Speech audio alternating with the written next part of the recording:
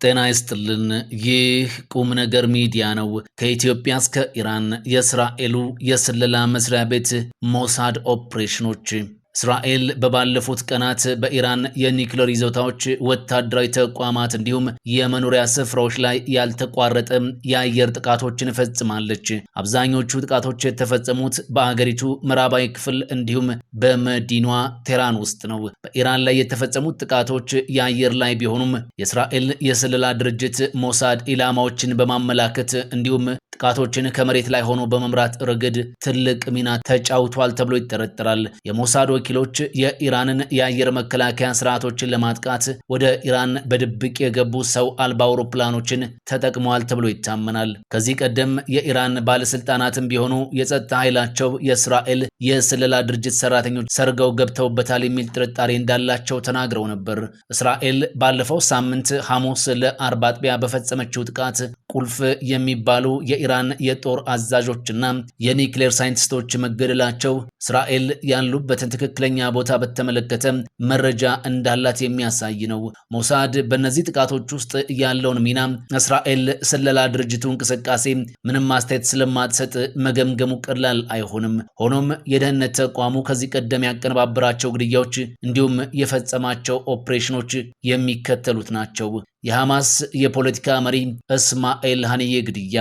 የሐማስ የፖለቲካ መሪ እስማኤል ሐኒዬ ሐምሌ 23 2016 ዓ.ም በኢራኗ መዲና ቴህራን በአንድ የእንግዳ ማረፊያ ቤት ውስጥ ሳሉ ተገድለዋል። እስማኤል የተገደሉት ከአንድ ጠባቂያቸው ጋር ነበር። እስራኤል መጀመሪያ ላይ ለመሪው ግድያ ኃላፊነቱን አልወሰደችም ነበር።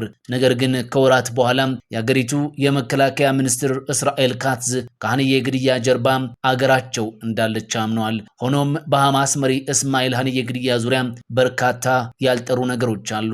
የሐማስ ከፍተኛ ባለስልጣን የሆኑት ካሊል አልሃያ አብረዋቸው የነበሩ የዓይን እማኞችን ዋቢ አድርገው እንደተናገሩት እስማኤል ሐኒዬ በቀጥታ በተነጣጠረባቸው ሚሳኤል እንደተመቱ ነው። በሌላ በኩል ኒውዮርክ ታይምስ 7 ባለስልጣናትን ጠቅሶ እንደዘገበው የሐማሱ የፖለቲካ መሪ የተገደሉት ከ2 ወራት በፊት በድብቅ ወደሚኖሩበት ህንፃ ውስጥ በገባ ቦምብ ነው። አልጀዚራን ጨምሮ በተለያዩ ሚዲያዎች ላይ በመቅረብ የእስራኤል ዘመናትን ያስቆጠረ ወረራ፣ መዋቅራዊ ጭቆና፣ የፍልስጤምን የነጻነት እንቅስቃሴን በተመለከተ በመናገር የሚታወቁትና የሐማስ መለያ የነበሩት የ62 ዓመቱ እስማኤል ሐኒዬ ወደ ኢራን ያቀኑት በአዲሱ ፕሬዝዳንት ማሱድ ፔዜሽኪን በዓለ ሲመት ላይ ለመታደም ነበር። እስራኤል ለመግደል ስታድናቸው የነበረው ሐኒዬን ብቻ ሳይሆን ቤተሰቦቻቸውንም ጭምር ነው። ከዚህ ቀደም በሰሜን ጋዛ ሻቲ የስደተኞች ካምፕ ውስጥ በፈጸመችው የአየር ጥቃት 10 ቤተሰቦቻቸውን ገድላለች። በዚያን ወቅትም የጋዛ ጦርነት ከተጀመረበት ከመስከረም 2016 ዓመተ ምህረት መጨረሻ በኋላ 60 የሚሆኑ የቤተሰብ አባሎቻቸው ተገድለውብኛል ሲሉ ተናግሯል። በሚያዝያ ወር 3 ልጆቻቸውና 4 የልጅ ልጆቻቸውም በጋዛ ሻቲ ካምፕ መኪና ውስጥ ሳሉ በእስራኤል ቦምብ ጥቃት ተገድለዋል። እስራኤል ሐማስን እንዲሁም የሐማስን አመራሮች ለማጥፋት በተደጋጋሚ ስትዝት ቆይታለች። ሐኒዬ እንዲሁም የሐማስ መስራችና መንፈሳዊ መሪ የሆኑትን ሼክ አህመዲን ያሲን በአውሮፓውያኑ 2003 ከእስራኤል የግድያ ሙከራ ተርፏል። ሐማስ ከዓመት በፊት መስከረም መጨረሻ ላይ በእስራኤል ላይ ከፈጸመው ጥቃት በኋላ እስራኤል በጋዛ የሚገኘው የሐማስ መሪ የሐያ ሲንዋር ወንድሙ መሐመድ ሲንዋር፣ የሐማስ ወታደራዊ ክንፍ ኃላፊ መሐመድ ዴይፍ እና ምክትሉ ማርዋን ኢሳን ገድላለች። የሄዝቦላህ አባላት ፔጀሮች ፍንዳታ። በዚህ ዓመት መጀመሪያ መስከረም ላይ የሄዝቦላህ አባላት መረጃ ለመለዋወጥ የሚጠቀሙባቸው በእጅ የሚያዙ ፔጀሮች በአብዛኛው ጠንካራ የሄዝቦላ ይዞታ የሚባሉ ስፍራዎችን ጨምሮ በመላው ሊባኖስ ፈነዱ።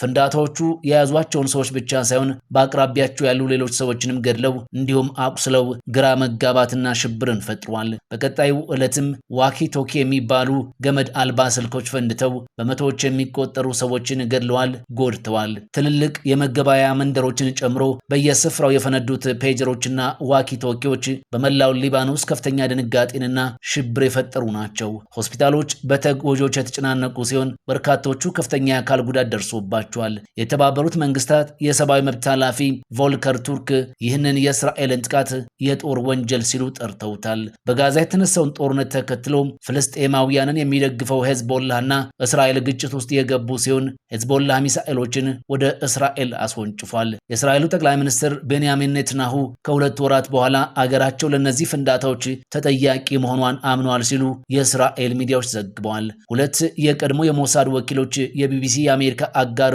ከሆነው ሲቢኤስ ጋር ባደረጉት ቃለ ምልልስ ሞሳድ በእነዚህ ወኪ-ቶኪዎች ውስጥ የሚፈነዱ መሳሪያዎችን መቅበራቸውን አረጋግጠዋል። ሄዝቦላህ ከ10 ዓመት በፊት ከ16000 በላይ ወኪ-ቶኪዎችን ከሐሰተኛ ድርጅት ሳያውቅ እንደገዛ ወኪሎቹ ገልጸው 5000 ፔጅሮኖችንም እንዲሁ ገዝተዋል።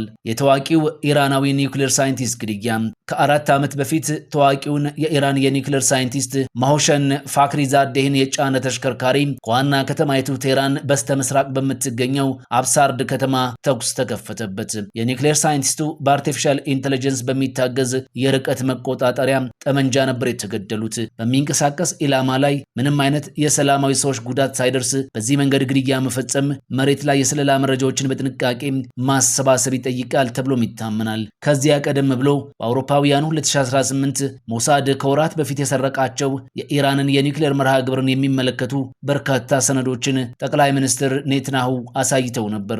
ሞሳድ እነዚህን ሰነዶች ከቴህራን 30 ኪሎ ሜትር ርቀት ላይ ከሚገኝ የዕቃ ማከማቻ መጋዘን መስረቁ የተገለጸ ሲሆን በኋላም የሀገሪቱ ፕሬዝዳንት ሐሰን ሩሃኒ ይህንኑ አረጋግጧል። ኔትናሁ እነዚህን ሰነዶች ባቀረቡበት ጋዜጣዊ መግለጫ የኒውክሌር የጦር መሳሪያ ፕሮግራም ነው ካሉ በኋላ አገራቸው የገደለቻቸው የኒውክሌር ሳይንቲስት ሚና ነበራቸውም ብለዋል።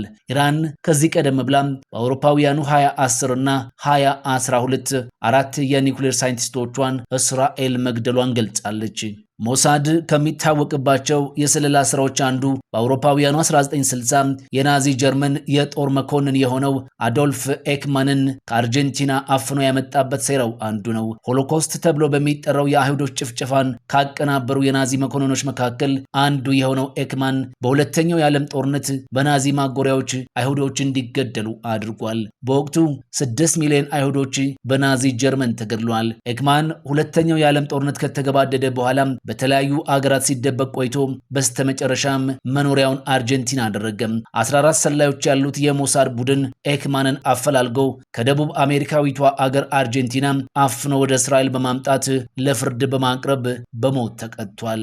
ሌላው ሞሳድ ካከናወናቸው ኦፕሬሽኖች መካከል አንዱ 7000 ኢትዮጵያውያን አይሁዶችን ከኢትዮጵያ በሚስጥር በማስወጣት በሱዳን በኩል ወደ እስራኤል ለመውሰድ የተደረገው ነው። ይህ የሆነው በ1980ዎቹ ሲሆን ከጠቅላይ ሚኒስትር ሜናሄም ቤጊን በተሰጠው ትዕዛዝ መሰረት ሐሰተኛ የመዝናኛ ስፍራ ሽፋንን ተጠቅሞ ቤተ እስራኤላውያኑን ከኢትዮጵያ ወደ እስራኤል ማጓጓዝ ችሏል። ሱዳን በወቅቱ እስራኤል ጠላቴ ነው የምትለው የአረብ ሊግ አባል ነበረች። የሞሳድ አባላት በሱዳን የቀይ ባህር ወደብ አካባቢ ሪዞርት አቋቁመው ነበር። ይህ ሪዞርት ለሰላዮች እንደ ካምፕ ሆኖ ነበር የሚያገለግለው። ሰላዮቹ ቀን ቀን የሆቴል ሰራተኛ ሆነው ያገለግላሉ።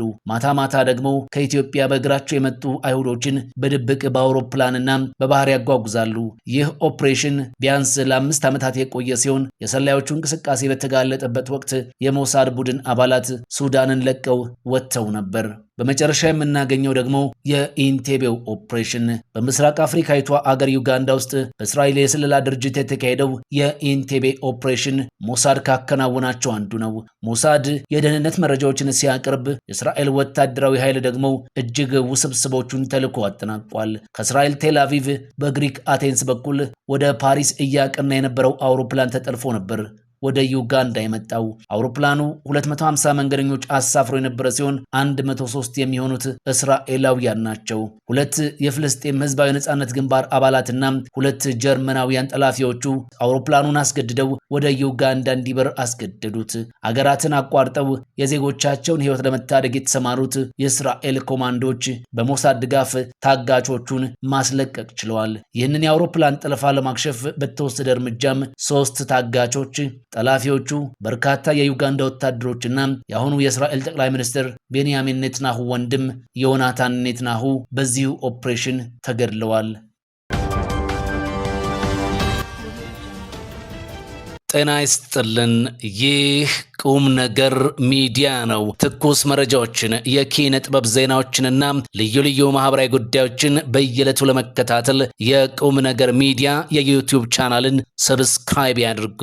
ቪዲዮዎቻችንን ደግሞ ላይክ እና ሼር በማድረግ ቤተሰብ ይሁኑ። ቁም ነገር ሚዲያ ኦፊሻል ብለውም በቲክቶክ ፎሎ ያድርጉን። ከልብ እናመሰግናለን። ቁም ነገር ሚዲያ ለቁም ነገር እንሰራለን።